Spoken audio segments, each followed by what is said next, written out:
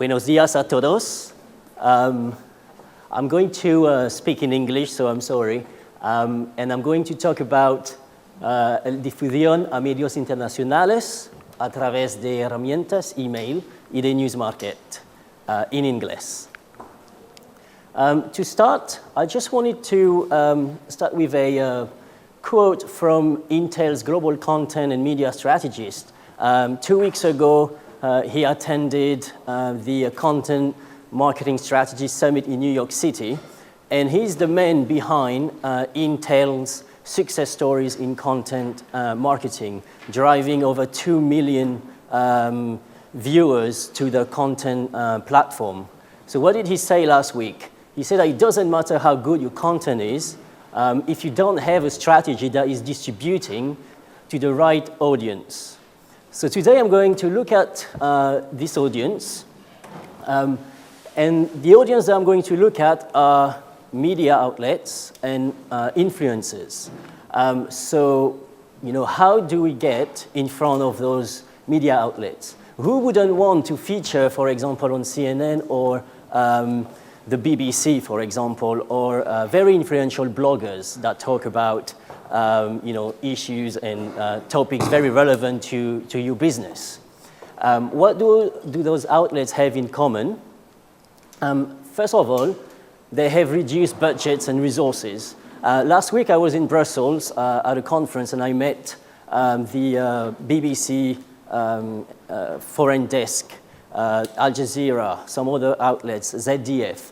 And what they told us is that they cannot send journalists and full production crew to cover all the events that they are interested in because they don't have the resources. They really rely on brands and other organizations to provide them with content that they can use for their stories. So there's a real need for journalists and other influencers to get hold of relevant content. Interestingly, this week on PR Week, they mentioned a survey that says that more than three quarters of journalists use video created externally, if they can find them. So what those media have in common also is they are wanted by the majority of brands and media outlets. So let's look at the brands. What do they need? Visibility. So, about new initiatives, CSR initiatives, telling a different stories, product launches. They want to leverage opportunities in earned media as opposed to, paid media. The reason being that it's still believed that earned media, a news in a news piece, is more influential, more credible than a piece of paid advertisement. Globalization is coming into the picture. A lot of the brands want to enter new markets and going beyond traditional core audiences. So, for example, a car company doesn't just want to reach out to influencers and media outlets in automotive trade business. They want to feature maybe onto women's magazines because women are also becoming influencers in terms of purchasing a car. So how do brands go outside of the core audiences? So on one side, we have a community of influencers who want video stories. On the other side, we have brands and organizations who want to tell the stories. So what we have done is created a single integrated content exchange hub called the newsmarket.com to close that gap between brands and the key influencers. It's a platform where brands put content and where news outlets and other influencers come to download some content. Let's go back a bit in history and show you some very interesting stats and key milestones. In 2000, big event, the Sydney Olympics. It's also the year the newsmarket.com was created. And it was created on the basis that a lot of, Sunday 2012, and a lot of the sponsors were looking for a way to distribute content to journalists, a more efficient way, less fragmented and less cost-effective. At that time, in 2000, a lot of the content was still being distributed by tape. It's longer to reach influencers, it's more cost-effective, it's less cost-effective. So there were a little revolution in video distribution at that time, where digital came into the picture. So, less distribution by tape. And you can see in 2004, 50% of all content used by news outlets were were downloaded digitally rather than sending tapes. In 2005, the newsmarket.com reached almost 8,000 media outlet subscribers.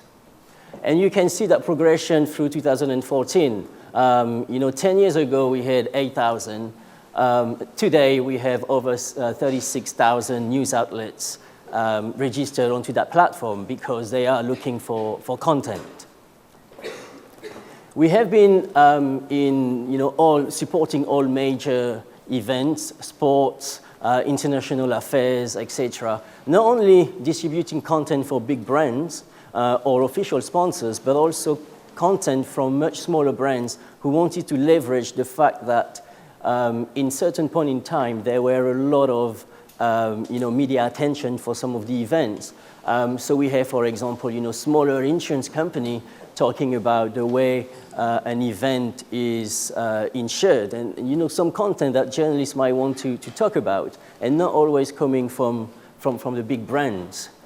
In 2006, we launched a channel in Spanish, called En Español, to mainly target, obviously, the Spanish Spain, but also Latin America.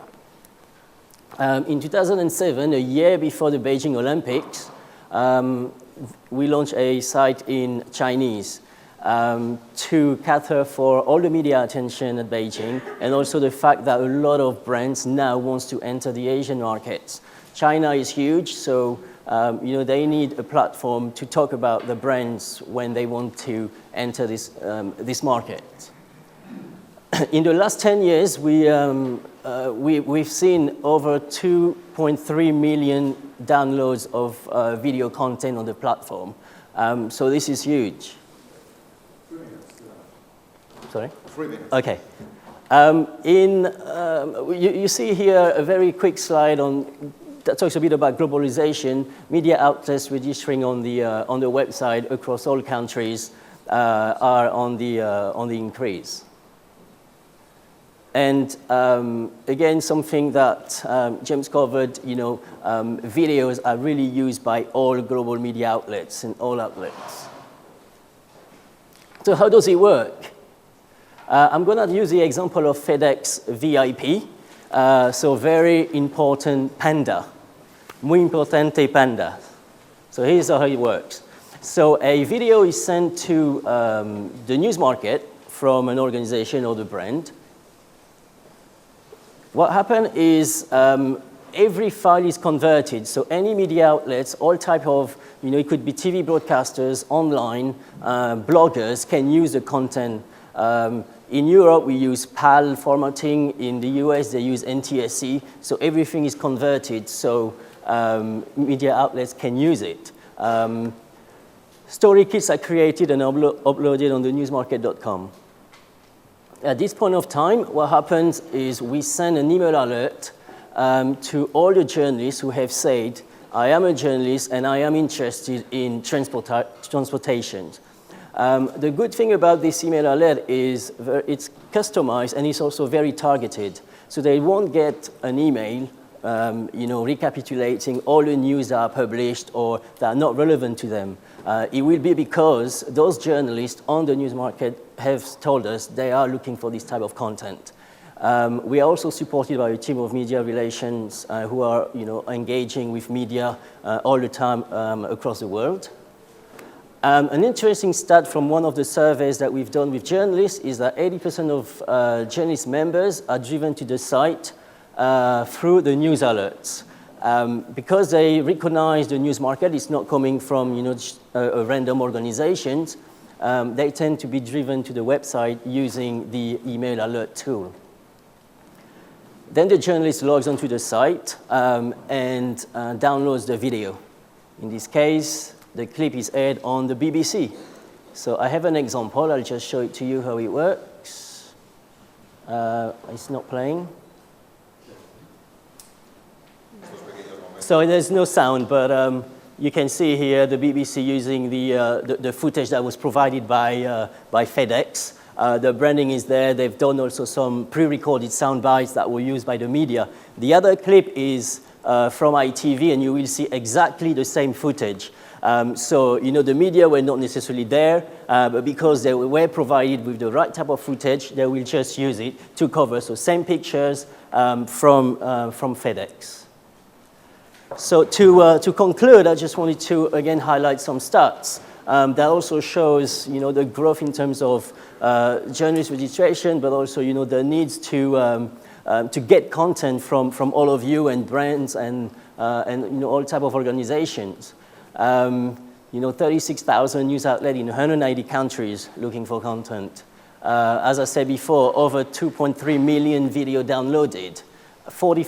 More than 45,000 news stories published. So there's a lot of content out there. 24/7 operations. You need to be able to engage with a journalist in South America or China at any time of the day. So we're closing the gap between brands and influencers. Thank you very much. Gracias.